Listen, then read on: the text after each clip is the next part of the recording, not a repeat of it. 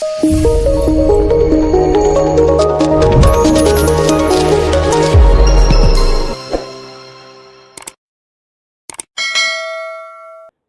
చంద్రశేఖర్ రెడ్డి గారు నమస్కారం.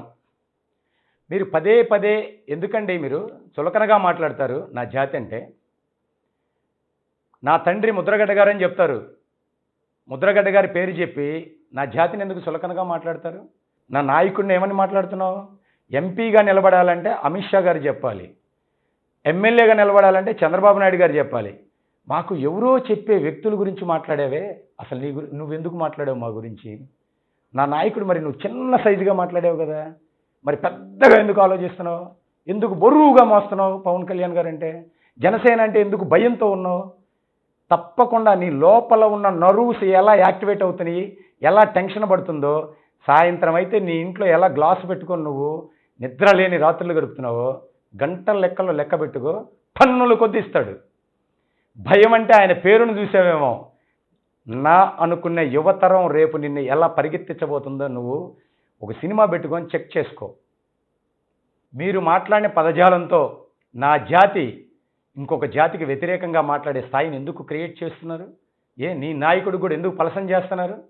మీలాంటి వాళ్ళ ఒక్కళ్ళ వల్ల ఈ జాతి మీకు వ్యతిరేకంగా చేసే స్థాయికి తీసుకురావడానికి కారణాలు మీరే. చంద్రశేఖర్ రెడ్డి గారు, మీరు గతంలో పవన్ కళ్యాణ్ గారిని నడి రోడ్డు మీద మాట్లాడుతూ ఒక వెహికల్లో ఎక్కి తల్లిని పదజాలం మాట్లాడింది గుర్తులేదనుకున్నారా? మీరున్న చోట ఎంతమంది నీ జాతి నీకు ధైర్యంగా ఉండడానికి ఉన్నారు? లేని చోట ఎవరు నీకు అండనిచ్చింది? అన్నం పెట్టిన తల్లినే నువ్వు దూషిస్తావా? మరి నీ తండ్రి అని చెప్తున్న ముద్రగడ్డ గారిని పక్కన పెట్టుకొని నువ్వెవరిని మాట్లాడుతున్నావు? ముద్రగడ్డ గారిని మాట్లాడుతున్నావా? ముద్రగడ్డ గారికి సంబంధించిన అతను చెప్పే ఎవరైతే జాతి అనేవాళ్ళని మాట్లాడుతున్నావా? ఎందుకంత పలసన, అంత సులకన నీకు? పోనీ ఆయన చెప్పిస్తున్నారా? నువ్వు మాట్లాడుతున్నావా? మా మనోభావాలు దెబ్బతినవా?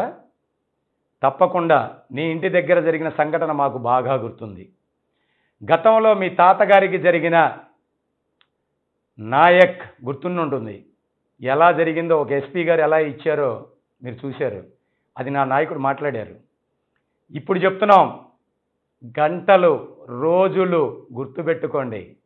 నడి రోడ్డు మీద అదే నీ ప్రజల ముందు నీ గెలుపు ఎక్కడుందో అక్కడే నా ఆడపడుచును అవమానించావే, ఆ తల్లి బాధన రోదన మేమందరం ఆంధ్రప్రదేశ్లో ఉన్నవాళ్ళం కళ్ళతో చూసాం. తప్పకుండా బదులు వస్తుంది, బదులు ఇస్తాం. తప్పదు కదా, ఎందుకంటే నడి నెత్తిన పెట్టుకున్నారు కదా నా అనుకునే వాళ్ళందరూ. మరి వాళ్ళు ఒక్కసారి కనుక ఇక్కడ ఉన్నదాన్ని ఇలా పడేస్తే ఎలా ఉంటుందో చూడబోతున్నావు. తప్పకుండా చూపిస్తాం. మేము వెనకబెట్టుకున్న తోకక మేము వ్యతిరేకులం కాదు, అన్నదమ్ములుగా ఉన్నాం. నా ఇంట్లో నా ఊర్లో నా బాబాయిని వెంకటరెడ్డి అంటారు. నా బాబాయ్ పేరు హనుమంతరావుని వెంకటరెడ్డి అన్నారంటే మా సహసంబంధాలు ఎలా ఉన్నాయి? మరి ఈరోజు నీకెందుకు శత్రువుగా మమ్మల్ని ప్రకటిస్తున్నావు? నా తల్లి నేను అందరం నిన్ను మాట్లాడడానికి దూరంపూడి చంద్రశేఖర్ రెడ్డి గారు అనడానికి ఆ చివరి తోకను చాలా ప్రాణం మింగి మాట్లాడుతున్నా. ఎందుకో తెలుసా? ఈ రోజుకి పెళ్ళిళ్ళకి పిలుస్తాం, మేమందరం సన్నిహితంగా ఉంటాం. నన్ను మేనత్త మేనల్లులా చూస్తారు. మరి వాళ్ళందరికీ నేను సమాధానం చెప్పాలంటే కొంచెం ఇబ్బందిగానే మాట్లాడుతున్నా.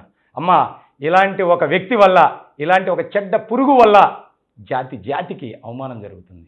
కాకినాడ ప్రజలకి విజ్ఞప్తి, అమ్మా దయచేసి కాకినాడలో ఉన్న ప్రజలందరూ ఇలాంటి చీడపురుని అసెంబ్లీ స్థాయి దాకా పంపకూడదమ్మా.